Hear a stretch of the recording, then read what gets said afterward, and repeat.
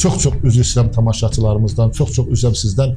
Hətta bir fakt mənə danışıblar ki, İran nümayəndə heyəti gəlmişdi və onlar çox az yaşlı körpə uşaqları, nəysə, efirdə demək istəmirəm bunu.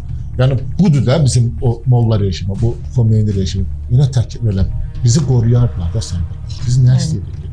Deyək ki, sənin düşmənçiliyin var idi, bizi qoruyardınız da. Yəni, biz də müsəlmanıq da. Nə olsun ki, deyək ki, Elçi bəy çıxdı, türkçülükdən danışdı. Sən o böyüklük eləyəndə, sən böyük dövlət idin də, bizə qapı açardın da, bizim insanlara. Sən 5-10 nəfərə aparıb müalicə etdirmişsən, 5-10 nəfərə yardım eləmişsən, 5-10 nəfərə dəstək olmuşsan o vaxtı. Amma sən bunu öz məqsədin üçün eləmişsən. Ona qalsa, ərəblər də tökülüb gəldilər yardım eləməyə, onlar öz məqsədlərini yardılar. Sən də gəldin öz məqsədinlə. Bugün hamı bilir ki, qaçqın düşərgələrinə gələn ərəblərin hamısı məzhəb yaymaq üçün gəlirlər. Hətta bu günlərdə siz izlədiniz də Nəsimi Nəbzadə ilə bağlı hadisələri. O hadisənin fonunda nə dururdu ki?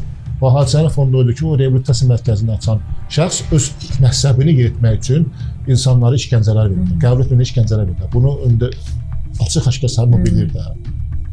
Yəni sən də eyni zamanda, yəni biz səndən nə istədik? Biz özümüzün təhlükəsizliyimizi istədik də. Biz dedik ki, qoy bizə toxunmasınlar. Yəni sən bizi qoruyardın da.